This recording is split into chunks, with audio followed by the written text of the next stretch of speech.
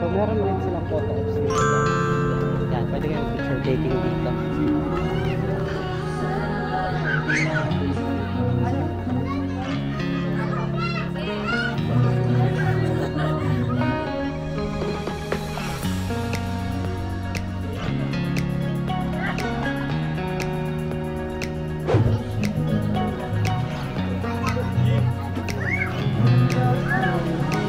So ito yung kanilang menu guys. Ayan, may sinugba from Chicken Bacolod. Starter, meron din sisig, sizzling gambas, Cordova Express. Yan, soup, meron din sila. Tsaka Pinoy favorites. So ito guys, parang cafe din and bar. Ayan, nag-aantay yung mga tao. Pwede kayo mag-chill and wine. Siguro bibili lang muna kayo ng coffee.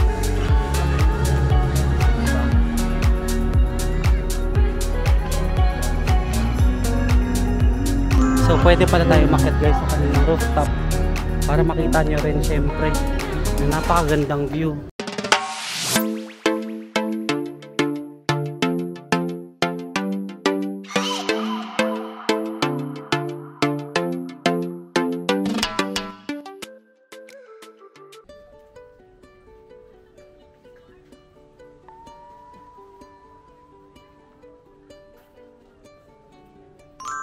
Tatakan mo pala, dalawa lang.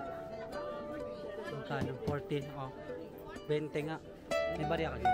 Hello everyone, this is Lost Furukawa and welcome back again to another Cebu vlog. And for today's vlog guys, ay nandito na tayo ngayon sa last itinerary natin dito sa Cebu City, which is ang 10,000 Roses. And magkadikit lang sila ng Lantau Floating Native Restaurant.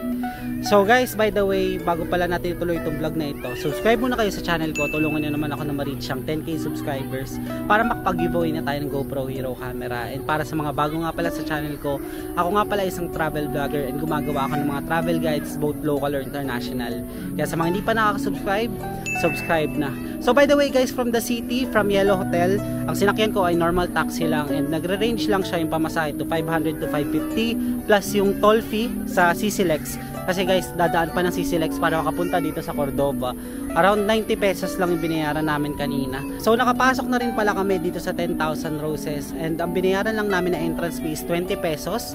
So mamaya ay magpipicture taking kami dito sa 10,000 Roses. Medyo maraming tao ngayon dito guys. And also dito sa kanilang, ano yung tawag dyan? Parang merong logo ng 10,000 Roses talaga dyan. Pang photo ops. Halos lahat dyan nagpapapicture. Tapos dun sa 10,000 Roses, siguro guys, maraming tao dun sa gitna. Kailangan talaga, alam mo yun, parang pila-pila sila para makapagkuha lang ng picture dun sa 10,000 Roses na yan. So ako excited na rin ng makakuha ng picture. Baka mamaya kakain tayo dito or kung sakaling need ng reservation talaga sa floating restaurant, iniisip ko kung tutuloy pa kami dyan sa floating restaurant na yan or baka hanap na lang kami na ibang makakainan. So ito yung kanilang photo ops area guys. Ayan na, 10,000 Roses. Marami nagpapapicture ngayon. Ito yung una nyo makikita. So may naiyak na naman na bata guys, pagpasensyahan nyo na. Yan, diba? Napakaganda oh. May mga Christmas tree tapos 10,000 Roses. Tapos dun guys, makikita nyo yung Lantau Floating Native Restaurant. So tawagin ko muna siguro kasama ko guys para makadiretso na kami tour dun sa loob ng 10,000 Roses. A few moments later. So dito guys, napakarami nagpipicture. So baka dumaan lang muna tayo dito before tayo magpicture para lang matour ko kayo saglit. Yan, pasok tayo dito. Maraming nagbibideo tsaka nagpipicture talaga.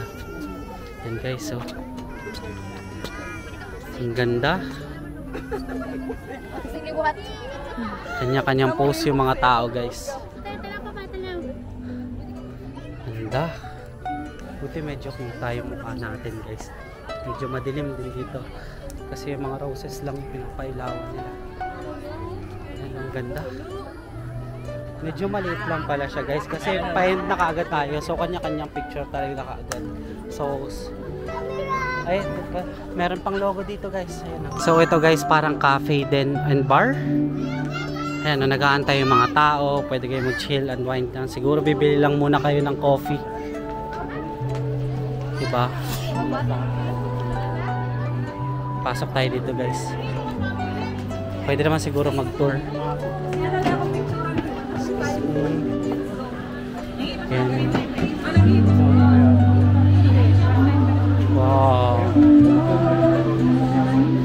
Another photo spot sila.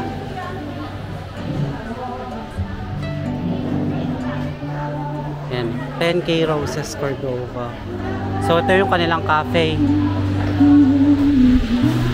And meron silang promo dito, $5.99 only. Yan. Meron silang mga foods and drinks.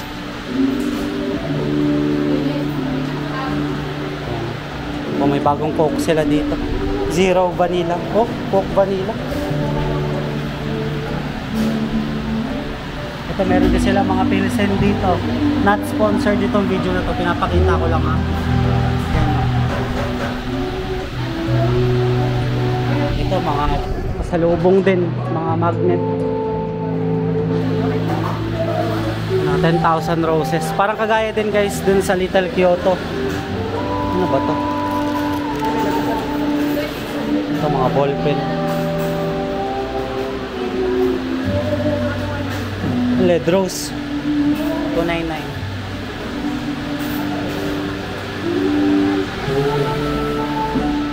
Magnets.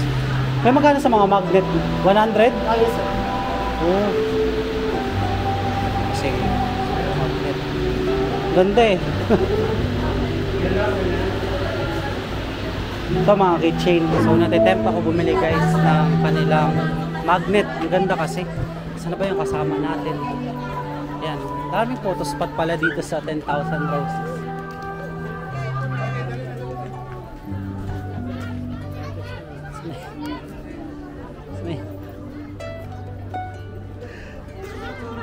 Tara ano, daan lang tayo.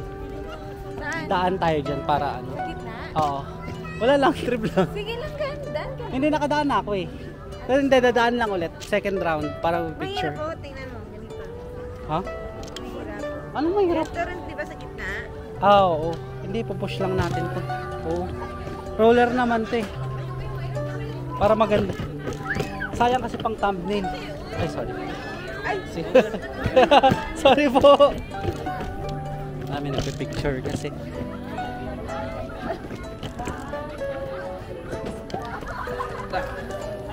Mahirap nga.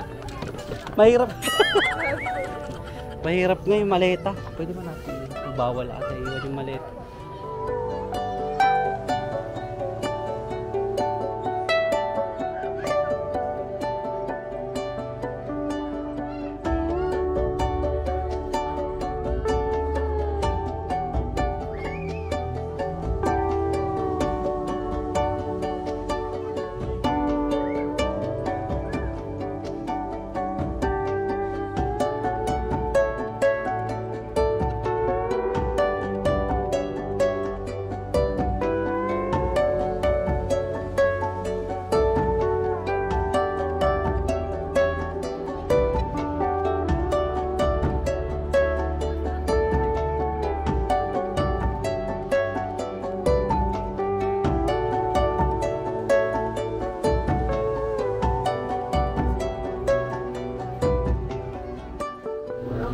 So pwede pala tayo umakyat guys sa kanilang rooftop para makita nyo rin syempre yung napakagandang view ng city. Yan, ang daming tao pala kayo dito, mga nagpipicture. Yan, dito ang ganda. Ganda pala ng view dito guys. A few moments later. So palabas na kami ngayon guys ng 10,000 Roses and baka kumain kami dito sa Lantau Floating Native Restaurant.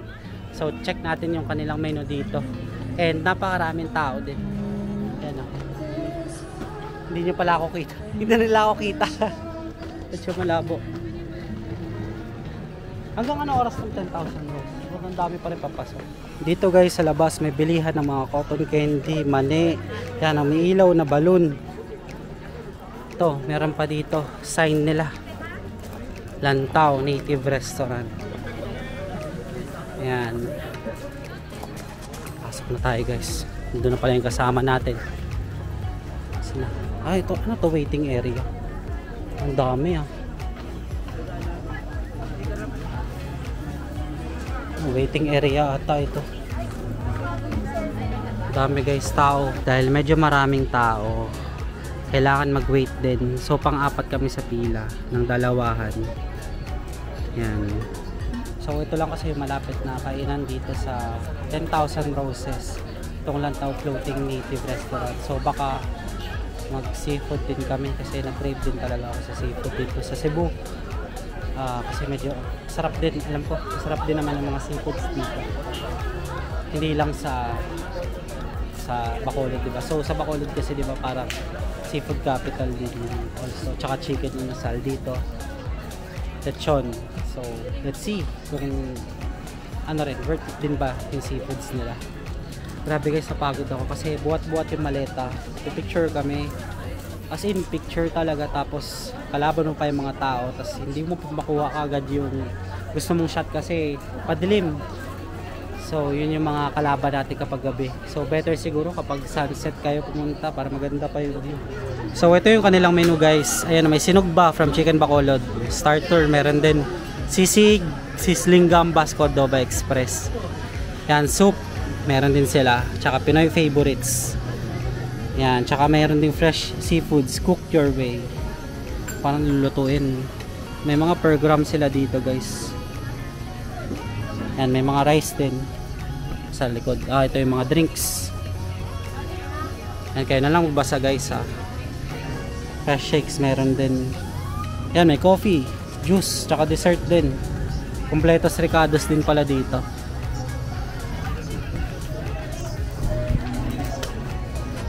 So, ito yung order namin, yung baked scallop and itong garlic buttered shrimp, asa na? Ayan. Tapos itong rice platter lang na medium.